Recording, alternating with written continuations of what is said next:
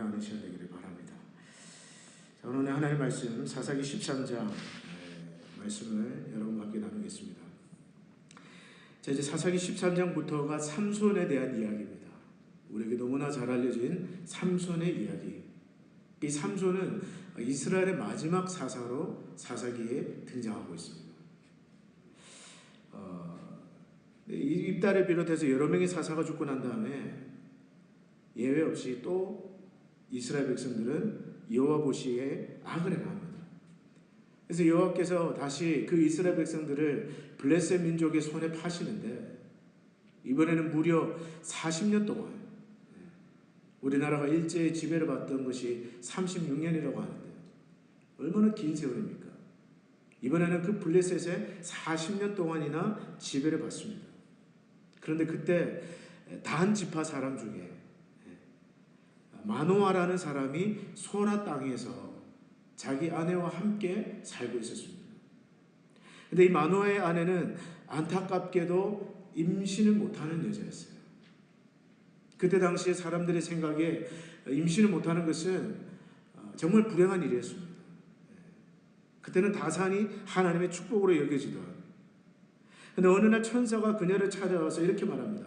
보라, 지금까지는 네가 아들을 임신을 못해서 아들을 못 낳았지만 이제 너는 임신하여 아들을 낳을 것이다.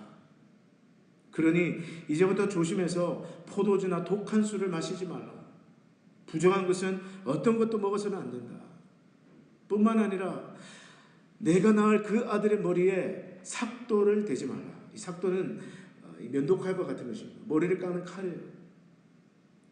그 아이는 모태에서부터 하나님께 바쳐진 나실인으로 블레셋 사람의 손에서 이스라엘을 구원할 아이가 될 것이다. 여러분, 얼마나 놀라운 소식입니까?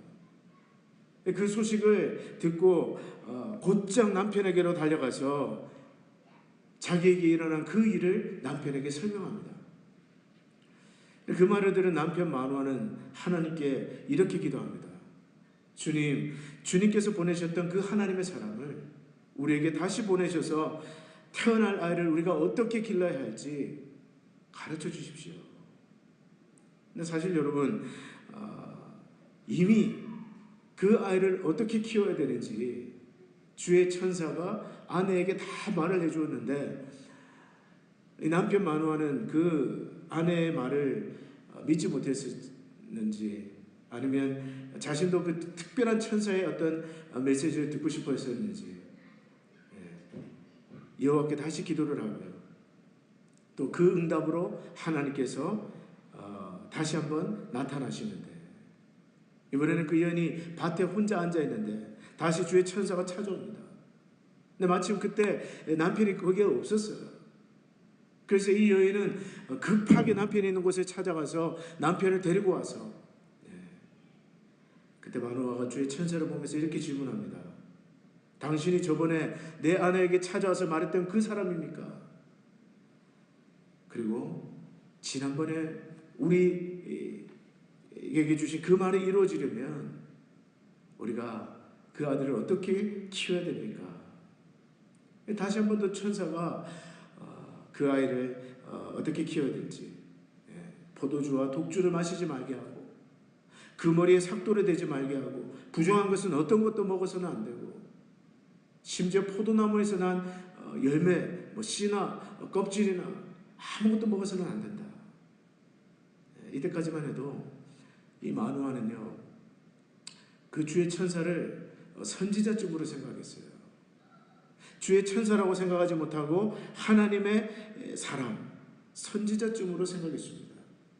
그래서 여러분 8절에 나오는 그의 기도를 보면 주여 구하옵나니 주께서 보내셨던 하나님의 사람을 우리에게 다시 오게 해주십시오. 그래서 이제 마노아는 그 주의 천사에게 음식을 대접하려고 하는데 천사가 말하기를 번제를 드릴 것이 있으면 하나님께 드리면 된다. 그래서 마노아는 급하게 염소 새끼를 준비하고 하나님 앞에 드리려고 이 번제를 태워서 드리는 제사, 그 번제를 준비하는데 그 염소 새끼와 그 번제단에 차려진 그 번제가 타오르는 그 순간에 놀랍게도 그 부부가 보는 앞에서 주의 천사가 그 불길을 타고 하늘로 올라가는 놀라운 광경을 목격하게 되는 겁니다. 하나님의 천사구나. 그때 비로소 깨닫는 거예요. 근데 여러분, 구약시대 사람들은요, 하나님이나 하나님의 천사를 직접 마주 만나면 죽는다고 생각했어요. 그래서 마노아는 근심 어린 표정으로 우리가 하나님을 보았으니 여보 이제 우리는 죽었어. 근데 그때 마노아의 아내가 대답하기를, 여보, 만일 하나님께서 우리를 죽이기로 작정하셨다면 과연 우리의 손에서 이런 번제를 하나님께서 요구하셨겠어요? 또 우리에게 앞으로 일어날 이런 놀라운 일들을 보이시거나 말씀하셨겠어요? 일리가 있지 않습니까? 그 이야기를 듣고 마노아는 안심을 합니다. 주의 천사가 이야기한 대로 곧 임신하지 못했던 여자 마노아의 아내 삼손의 어머니는 삼손을 임신하게 되고요. 아들이 태어났는데 그 이름을 삼손이라 짓습니다. 여러분, 삼손의 뜻이 뭔 줄 아세요? 삼손의 뜻은 작은 태양이라는 뜻입니다. 작은 태양. 작다라는 단어와 태양이라는 단어가 합해져서 작은 태양이라는 뜻이 삼손의 이름이에요. 그래서 영어권에서는요, 삼손을 써니보이 라고 부른다고 합니다. 써니보이. 근데 여러분, 왜 작은 태양이라고 지었을까요? 어떤 사람은 말하기를 지금까지 이스라엘이 당했던 그 어둠을 빛으로 다 날려버린다.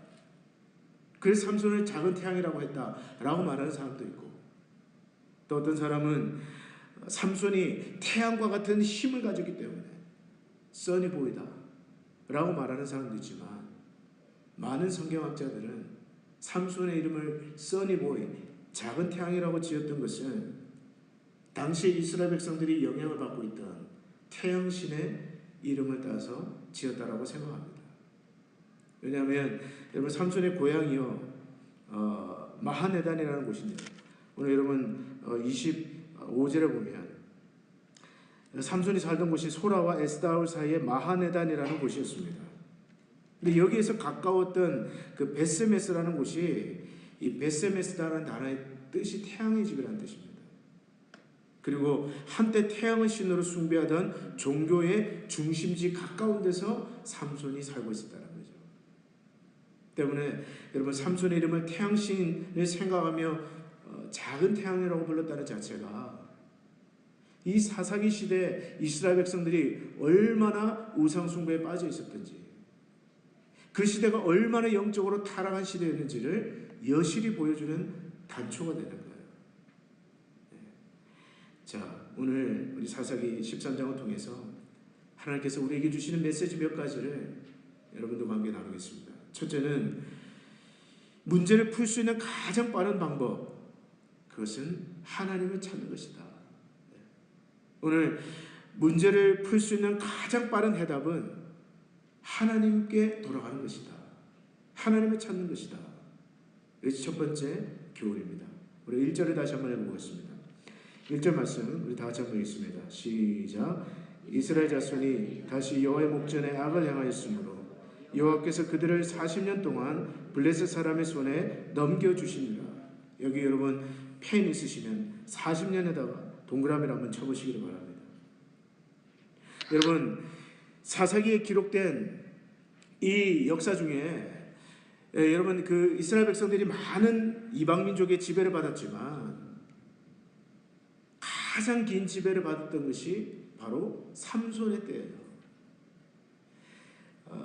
여러분, 그 두 번째로 많이 받았던 것이 이제 드보라가 등장했던 시대였는데, 가나안 왕 야빈의 압제를 받던 이스라엘 백성들, 무려 20년 동안이나 지배를 받고 있던 때 드보라가 나타나서 그들을 구원합니다.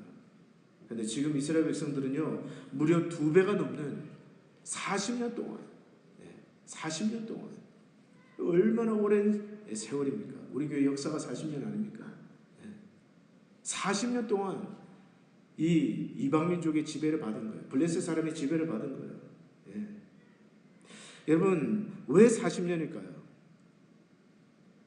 왜 뭐 20년도 아니고 뭐 7년도 아니고 10년도 아니고 왜 이 무려 40년이나 되는 어마어마한 기간 동안 이스라엘 백성들은 블레셋의 지배를 받았던 걸까요? 그 이유는 이스라엘 백성들이 그만큼 영적 어둠 가운데 빠져 있었음을 뜻합니다. 우리가 사사기 말씀을 살펴보면 이스라엘 백성들이 하나님 앞에 범죄한 그 범죄가 깊을수록 그들이 여호와를 찾지 않고 여호와께 돌아오지 않았을 때 그들이 당했던 고통의 날수와 그들이 당했던 연수가 길어졌던 것을 볼 수 있습니다. 무슨 말이냐? 여러분, 드보라 시대를 한번 보세요. 드보라 시대에 가나안 왕 야빈의 손에 20년 동안 이스라엘 백성들이 지배를 받았는데, 그러다가 비로소 이스라엘 자손이 여호와께 부르짖자 다시 여호와께 나와서 기도하기로 결단하고 하나님을 찾기 시작하자 마침내 20년 만에 여호와께서 구원자를 세우셨습니다. 그게 드보라예요. 여러분, 기도는 어떻습니까? 사사기 6장에 보면요, 이스라엘 백성들이 여호와의 목전에 악을 행해서 7년 동안 미디안의 손에 팔립니다. 여러분, 7년 동안 이스라엘은 수만 번 모시고요, 자기 집을 다 버려두고 산에 가서 들로 가서 굴을 파고 땅을 파서 생활을 합니다. 그 말할 수 없는 고통이 언제 끝나느냐? 사사기 6장 7절에 보면 이스라엘이 미디안으로 말미암아 궁핍함이 심한지라 이에 이스라엘 자손이 여호와께 부르짖었더라. 이스라엘 자손이 미디안으로 말미암아 여호와께 부르짖었으므로 여호와께서 한 선지자를 보내시니. 이런 무슨 말이야? 7년이라는 기간이 언제 끝났다는 것입니까? 그들이 여호와를 찾기 시작했을 때. 그 말은 뒤집어 이야기하면 무슨 말이야? 7년 동안 하나님을 찾지 않았다는 이야기예요. 악으로 깡으로 버틴 겁니다. 이를 꽉 깨물고 어쩌면 다른 신을 의지했을 수도 있습니다.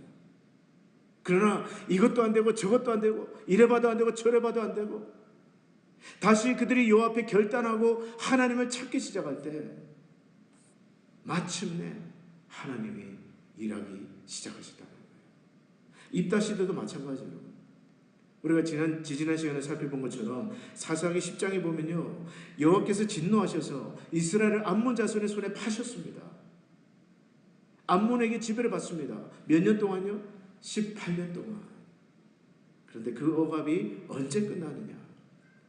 이스라엘의 권고가 심해져서 이제는 고생하고 고생해서 더 이상 정말 견딜 수 없어서 다시 하나님 앞에 결단하고 하나님 앞에 회개하고 그들에게 있었던 모든 우상을 다 제하여버리고 여호와 앞에 다시 돌아와서 기도하며 여호와를 찾기 시작할 때 비로소 18년 만에 그 고통에서 하나님께서 건져주셨다는 거예요. 지금도 마찬가지입니다. 왜 40년일까요? 이스라엘 백성들이 블레셋의 억압을 받으면서 40년 동안 그들의 손에 고통을 당한 그 이유는 여호와의 손이 짧아서 구원하지 못함도 아니요, 바로 그것은 그들의 죄가 그만큼 강했고 하나님을 떠난 그들의 부패한 마음, 그 하나님 앞에서 마음이 완고했고 하나님을 찾는 그 일에 그들이 그만큼 게을렀다라는 것을 보여줍니다. 만일에 그들이 정말 빨리 회개했더라면, 조금이라도 더 빨리 정신을 차리고 하나님을 찾기 시작했더라면, 조금이라도 더 정신을 차리고 여호와 앞에 결단하고 다시 기도의 자리로 나오기 시작했더라면 40년까지 안 갔을 거예요. 그럼 문제는 무엇입니까? 40년 동안 그들은 인간적으로 버틴 겁니다. 여러분, 오늘 이것이 우리에게 어떤 교훈을 줍니까? 오늘 저와 여러분도 마찬가지예요. 우리가 우리의 힘으로 어쩔 수 없는 고통을 만났을 때, 고난을 만났을 때, 시련을 만났을 때, 여러분, 이를 꽉 깨물지 마시기를 바랍니다. 그럼 이빨만 상합니다. 심지어 예수 믿는 사람도요, 악으로 깡으로 버티는 분이 있어요. 기도 말고는 다 합니다. 기도 말고는 다 해요. 누가 나를 도와줄까? 또 타고난 그 인내심으로 세월이 가면 해결되겠지.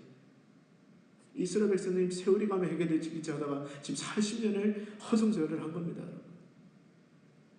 여러분, 고통의 때에 고통을 끝낼 수 있는 가장 빠른 방법은 하나님 앞에 다시 돌아오는 거예요. 여호와를 찾는 것입니다. 다시 기도의 자리로 나와서 여호와 앞에 부르짖는 거예요. 그래서 여러분, 회개할 것은 회개하고 빨리 끊어버릴 것은 끊어버리고 또 주님 앞에 버릴 것은 버리고 마음을 새롭게 함으로 다시금 신앙적인 결단을 하는 것. 네. 여러분, 그 입다 시대 이스라엘 백성들처럼 하나님께서 너무너무 화가 나서 이제는 내가 다 이 백성들을 진멸하리라 그렇게 말씀하시는데, 입다 시대 이스라엘 백성들 어떻게 했습니까? 그들에게 있던 이방신을 다 제하여버리고 여호와 앞에서 겸비한 마음으로 다시 기도의 자리를 찾기 시작했을 때 하나님께서 그들을 향하여 불타는 마음이 일어나서 한 사람 구원자 입다를 세우셔서 그의 구원의 역사를 시작한 것을 우리가 보지 않았습니까? 여러분, 그것이 어떤 문제든, 여러분 가정의 문제든, 또 뭐 자녀의 문제든, 사업의 문제든, 교회의 문제든, 모든 문제를 해결할 수 있는 결정권은 하나님께 있다는 것을 여러분 기억하시기를 바랍니다. 사실 생각하면요, 인생의 중요한 결단은 우리가 못해요. 작은 결정들은 우리가 할 수 있지만 정말 인생의 가장 중요한 결정들은 우리 손에 있지 않습니다. 하나님이 아세요.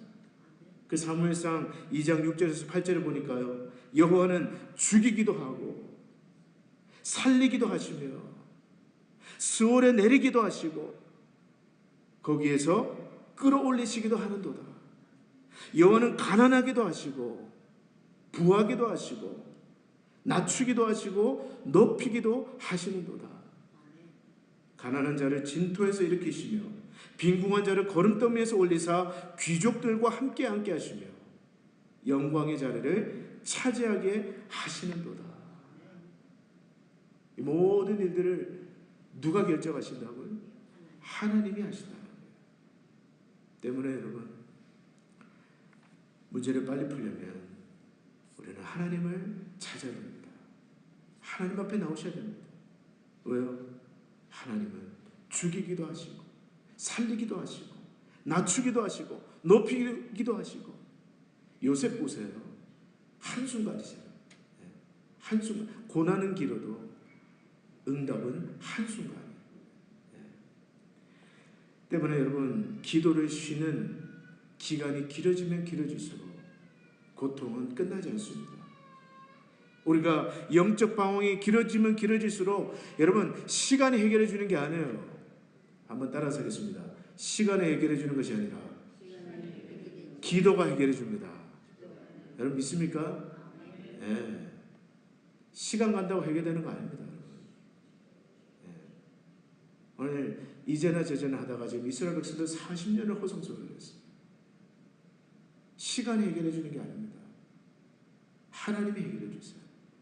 때문에 여러분, 하나님을 찾기로 결심하십시오. 여러분 삶에 어떤 내 힘으로, 내 능력으로 풀 수 없는 문제가 있습니까? 그렇다면 다시 기도의 자리로 나와야 됩니다. 다시 하나님을 찾아야 됩니다. 필요하다면 금식에서라도 하나님 앞에 겸비한 마음으로 나올 때 풀리지 않던 문제가 풀리기 시작하고, 그때까지 보이지 않았던 그 방법이 보이기 시작하고 문제가 풀려나갈 줄로 믿습니다. 첫 번째, 문제를 풀 수 있는 가장 빠른 방법은 다시 여호와께 돌아오는 것이다. 두 번째로 여러분, 시대가 어려울수록 하나님께서는 성결한 도구를 찾고 계신다는 것을 기억해야 됩니다. 하나님이 쓰시는 도구는 항상 성결한 도구예요. 오늘 여러분, 여호와의 사자가 삼손의 어머니를 찾아왔을 때 무엇을 지시하시느냐? 3절로 5절까지를 다시 한번 읽어보겠습니다. 우리 3절부터 5절까지 우리 한번 다 같이 읽겠습니다. 시작. 여호와의 사자가 그 여인에게 나타나서 그에게 이르시되 보라, 내가 본래 임신하지 못함으로 출산하지 못하였으나 이제 임신하여 아들을 낳으리라. 그러므로 너는 삼과 포도주와 독주를 마시지 말며 어떤 부정한 것도 먹지 말지니라. 보라, 내가 임신하여 아들을 낳으리니 그의 머리 위에 삭도를 대지 말라. 이 아이는 태에서 나옴으로부터 하나님께 바쳐진 나실인이 되리라. 그가 블레셋 사람의 손에서 이스라엘을 구원하기 시작하리라 하시니. 여러분, 이 나실인이라는 단어, 민수기 6장에 나오는 단어입니다. 이스라엘 백성 중에 남자든 여자든 여호와께 구별되어서 여호와를 위해서 살고자 하는 그 사람들이 서원을 할 때 그들을 일컬어 나실인이라고 불렀어요. 근데 이 나실인은 세 가지 이 규칙이 있습니다. 첫째로는 술과 그 외 취하게 하는 모든 것들을 피하라. 그래서 포도주나 독주를 멀리하고 심지어 포도나무에서 난 것은 씨나 껍질도 먹지 말라. 그것이 첫 번째고요. 또 두 번째 피해야 될 것은 죽은 사람이나 짐승을 만지지 말라. 부정한 것을 만지지 말라는 거죠. 또 세 번째는 머리카락을 자르지 말라. 그래서 누구든지 이스라엘에서 남자든 여자든 여호와를 위해서 살고자 하는 자, 여호와의 어떤 특별한 일을 위해서 소명을 받은 자들, 그들은 이 세 가지 규칙을 지켜야 했습니다. 그런데 여러분, 오늘 본문에 보면요, 삼손에게는 조금 더 특별한 규정이 첨가되어 있는 것을 볼 수가 있어요. 그게 뭐냐? 5절 말씀해 보시면, 중간쯤 보시면 이 아이는 태에서 나옴으로부터 하나님께 바쳐진 나실인이 되리라. 무슨 말이냐면요, 엄마 뱃속에 있을 때부터, 뭐 장성한 다음이 아니라 장성해서 내가 하나님을 위해서 살고 싶습니다, 그래서 나실인 서약을 하는 것이 아니라 어머니 태에 있을 때부터, 임신하는 그 순간부터 하나님은 삼손을 구별해서 나실인으로 쓰기를 원하셨다는 것입니다. 이유가 뭘까요? 왜 삼손에게 더 특별한 어떤 나실인의 규정을 하나님 요구하신 걸까요? 그 이유는 이 삼손이 태어난 시대가 너무나도 영적으로 어두웠기 때문에 하나님께서 보실 때는 특별한 성결을 가진 자를 찾으셨던 거예요. 여러분, 이 삼손은 사사기 마지막 사사입니다. 이제 삼손 뒤로는 여러분 다른 사사가 나오잖아요. 근데 이 사사기 뒷장의 역사를 읽어보면요, 이 나선형의 역사가 반복되는데 무슨 말이냐? 하나님께 타락하고 회개하면 또 구원해 주시고, 또 타락했다가 또 부르짖으면 또 구원해 주시고. 근데 이렇게 빙글빙글 돌면서 영적으로 승리하고 올라가는 것이 아니라 반대로 곤두박질을 치고 있어요. 이 뒤에 기사를 한번 읽어보십시오. 나중에는 막 이스라엘 동족끼리 싸우고요. 막 이 막장 드라마입니다. 이제부터 사사기 이제 뒷장부터는 막장 드라마예요. 이 이스라엘 역사가 영적으로는 완전히 추락해 가고 있는 그 시기에 하나님께서는 그 시대를 구원하려고 특별한 선교를 요구하셨던 겁니다. 여러분, 빛이라고 다 빛이 아니죠. 이 본당에도 지금 빛이 이렇게 강렬하게 비추고 있는데, 여러분, 저 교회 마당에 나가 보십시오. 교회 마당에 있는 빛은 이만큼 밝은 빛이 아니에요. 조금은 어두침침한 그런 빛입니다. 어두울수록 밝은 빛이 필요하듯이 마찬가지로 시대가 어두울수록 하나님의 특별한 삶의 빛을 드러내는 종을 찾으십니다. 여러분 때문에 오늘 저와 여러분에게 필요한 것이 무엇일까요? 좀 반복되는 메시지지만 여러분, 재능보다 더 중요한 것은 성결입니다. 재능보다 더 중요한 것은 무엇이라고요? 성결이에요. 성결. 성결이란 무엇입니까? 성결은 삼가하는 거예요. 그것은 여러분, 성결하게 산다는 것은요, 삼가하며 사는 거예요. 마시고 싶은 것을 다 마시고, 가고 싶은 것을 다 가고, 하고 싶은 것을 다 하고, 마음대로 육이 원하는 대로 다 살면서 동시에 하나님을 섬길 수는 없어요. 왜요? 하나님은 거룩하신 하나님이기 때문에. 레위기의 주제가 그것 아닙니까?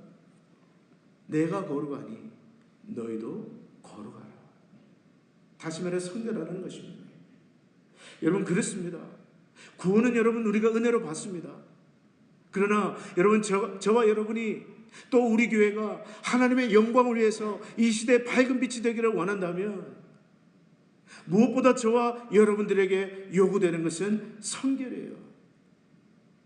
왜냐하면 하나님은 거룩한 도구를 사용하시기 때문에. 은혜로 그분에게 나오는 모든 자를 은혜로 구원하시지만 자신의 영광을 담을 그릇을 위해서는 하나님은 성결된 자를 찾으시기 때문에. 여러분, 우리도 그렇지 않습니까? 여러분, 커피 한 잔을 마셔도 깨끗한 컵에 마시잖아요. 그 안에 막 지저분하고 쓰레기가 들어가 있고 루지 자국이 묻혀 있고 그거 아무도 안 마셔요. 아무리 본차에 나가도 머리카락이 막 걸쳐져 있고. 차라리 종이컵에 마시지, 그렇지 않습니까? 하나님도 마찬가지예요. 오늘 우리가 하나님 앞에 귀하게 쓰임을 받으려면 무엇보다 저와 여러분은요, 깨끗한 심령이 되기를 힘써야 됩니다. 열심도 좋습니다. 신앙생활의 열정도 좋아요. 그러나 능력은 하나님이 주십니다. 하나님께서 저와 여러분들에게 요구하시는 것은 오늘 저와 여러분의 심령이 죄에 녹슬지 않도록, 정말 여러분 녹슨 칼이 되지 않도록, 그 노란 녹이 묻어가지고 아무짝에도 쓸모없는 그런 녹슨 칼이 되지 않도록 오히려 정말 반짝반짝한 기병장교의 칼과 같이 반짝반짝한, 매일매일 닦아서 반짝반짝한 저와 여러분의 심령이 그렇게 주님 앞에 성결하게 구별될 때 하나님은 저와 여러분을 통해서 또 우리 리노 한인 장로교를 통해서 이 시대를 빛으로 인도하실 줄로 믿습니다. 사실은 교회가 돈보다 더 중요한 게 성결이에요. 정말 우리가 말씀과 성령으로 리노에서 땅끝까지 나가는 그런 교회가 되기를 원한다면 가장 중요한 것은 오늘 목사인 저부터 우리 장로님들, 또 우리 권사님들, 또 우리 중직들, 재직들, 우리 모든 성도들이 하나님 앞에 성결을 결단하고 깨끗한 그릇으로 우리 자신을 드릴 때 하나님 그의 거룩한 성령을 부으셔서 주의 교회를 영광스럽게 사용할 줄로 믿습니다. 첫 번째, 오늘 본문이 주시는 메시지는 문제를 풀 수 있는 가장 빠른 방법은 하나님을 찾는 것이다. 쉬었던 기도의 자리로 돌아오는 것이다. 열에 붙드는 것이다. 두 번째, 하나님의 영광을 위해서 쓰임받고자 하는 모든 자들에게 필요한 것은 뭐라고요? 성결이다. 마지막으로 오늘 본문을 통해서 주시는 메시지는요, 특별히 여성들에게 드립니다. 여러분, 지혜로 가정을 세우는 현명한 여인들이 되시기를 축복합니다. 아멘. 여러분, 어떤 성경학자는요, 오늘 사사기 13장의 주인공은, 이 사사기 13장에 등장하는 영웅은 삼손이 아니라 그의 어머니다. 재미있는 것은 그의 어머니의 이름이 나오지 않아요. 이름이 나오지 않습니다. 근데 여러분, 이 삼손의 어머니는요, 이 오늘 본문의 말씀을 보면 정말 차분한 여자였어요. 침착한 여인이었습니다. 또한 자기 가정에서 일어나는 그 일을 영적으로 바르게 해석할 수 있는 영성을 가진 여인이었어요. 22절과 23절을 다시 한번 읽어보겠습니다. 우리 오늘 1장 아침에 22절, 23절을 다시 한번 읽어보겠습니다. 시작. 그의 아내에게 이르되 우리가 하나님을 보았으니 반드시 죽으리로다 하니, 그의 아내가 그에게 이르되 여호와께서 우리를 죽이려 하셨다라면 우리 손에서 번제와 소제를 받지 아니하셨을 것이요 이 모든 일을 보이지 아니하셨을 것이며 이제 이런 말씀도 우리에게 이르지 아니하셨으리이다 하였더라. 지금 삼손의 남편 마노아는요, 호들갑을 떨고 있습니다. 아이고 이제 우리 죽었다. 하나님을 보았으니 여보 이제 우리는 죽었어. 남자들이 좀 미련한 데가 있습니다. 걱정도 많고요. 근심도 많고요. 호들갑을 떨고요. 근데 그때 딱 그 남편을 진정시키는데 이 삼손의 그 어머니의 말을 한번 들어보세요. 얼마나 논리적인지. 얼마나 정말 이 사태를 지금 이 가정이 일어나고 있는 일을 정확하게 영적인 안목을 가지고 해석하는지. 당신 한번 생각해 보세요. 만약 하나님께서 우리를 죽이려고 하셨다면 이 번제 받으셨겠냐는 거예요. 이 멍청한 양반아. 이거는 이제 관로 처리. 그리고 정말 하나님께서 우리를 죽이시려고 했더라면 앞으로 우리에게 아들이 있을 것이며 이런 저런 일이 있을 것이다 말했겠냐는 거예요. 상식 아니냐는 거예요. 참 재밌는 것은 이렇게 지혜롭고 또 이렇게 정말 침착하고 신앙적인 어머니 밑에서 이 시대에 방탕아가 태어났다는 게 참 기적입니다. 이 삼손과 같은 정말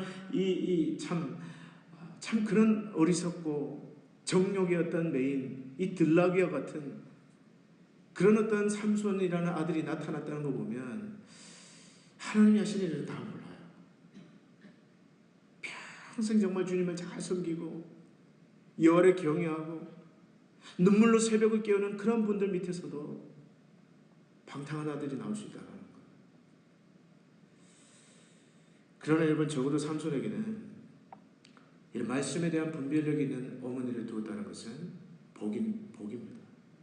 여러분 여자의 마음은 뭐라고요? 그러나 적어도 삼손의 어머니는 갈대가 아니에요. 삼손의 어머니는요 지지대입니다. 갈대가 아니라 지지대예요. 여러분 리노 가보시면 막 바람에 막 흔들릴까봐 나무 옆에다가 지지대를 세워놓잖아요. 똑같은 나무를 심어도 지지대가 없는 나무는 바람이 불면 그냥 막 쓰러집니다. 그러나 지지대를 딱 세운 나무는 어떻습니까? 곧바로 자라고요. 시절을 쫓아서 열매를 맺고요. 흔들려도 흔들리지가 않습니다. 오늘 여러분 여성도님들 갈대가 되지 마십시오. 아무도 아멘 안 하시네요. 여러분의 마음은 갈대가 되어서는 안 됩니다. 여러분은 지지대가 되어야 돼요. 남편이 흔들릴 때, 남편이 약한 모습을 보일 때, 또 여러분의 자녀가 흔들릴 때, 가정이 흔들릴 때, 그 가정을 세워주는 지지대가 되어야 됩니다. 마치 루터의 아내처럼 제가 한번 설교하면서 얘기했죠. 종교개혁을 하는 그 과정 속에 루터가 정말 두려움에 휩싸여서 집안에 처박혀 있을 때 루터의 아내가 검은 상복을 입고 나와서 그 지쳐있는 루터를 향해서 그렇게 야단치지 않습니까? 하나님이 죽었다고. 루터가 물어봤잖아요. 왜 당신 상복을 입고 있냐고. 하나님이 죽었습니다. 무슨 소리를 하는 거예요? 당신이 그렇게 풀이 죽어 있고 낙담해 있고 자포자기하는 모습을 보니까 하나님이 죽은 것이 틀림없어요. 그래서 상복 입고 나왔어요. 망치로 그냥 땅 맞은 것 같아요. 루터가 정신을 딱 차리고 하나님은 살아계시고 다시 일어나서 달리는 여러분 얼마나 멋집니까? 여러분 멋지지 않으세요? 여러분 어떻게 지지대가 될 수 있습니까? 여성도 여러분이 어떻게 지지대가 될 수 있겠어요? 그 방법은 기도입니다. 여러분 스스로가 말씀과 기도에 깊이 뿌리를 내리는 거예요. 그래서 정말 깊은 기도 가운데서 주님이 주신 그 확신의 한마디를 던질 때 그 한마디를 듣고 여러분의 남편이 힘을 얻고 여러분의 아들이 힘을 얻고 여러분의 손자 손녀가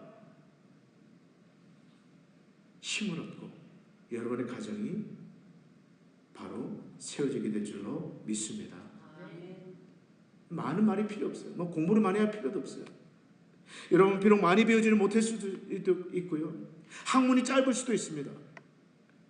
그리고 그 말이 꼭 화려할 필요도 없어요. 아주 짧은 한마디라도 기도 가운데 푹 적셔진 그 말, 성령이 기름 부으신 그 한마디 말, 그 한마디 말이 여러분의 남편을 세우고 흔들리는 여러분의 자녀들을 세우고 흔들리는 여러분의 가정을 붙들어 줄 줄로 믿습니다. 여러분, 설교도 마찬가지예요. 왜 여러분 많이 기도하고 설교해야 될까요? 여러분, 같은 설교라도 정말 기도에 푹 담궜다가 빼는 설교 무엇이 다를까요? 제가 믿는 것은 기도 가운데 적셔진 그 설교자의 한마디는 교회가 흔들릴 때 흔들리는 교회를 꼭 붙들어주는 지지대가 되는 줄로 믿기 때문입니다. 그 설교가 중요한 거예요, 여러분. 교회가 흔들릴 때, 마귀가 교회를 흔들 때 설교자의 기름 부음 받은 그 한마디 말씀, 메시지가 흔들리는 교회를 주 안에서 꼭 붙들어주는 힘이 되기 때문에 그렇습니다. 그러므로 살아가는 우리 여성도 여러분 깊은 기도의 사람이 되십시오. 깊은 말씀의 묵상을 하는 사람이 되세요.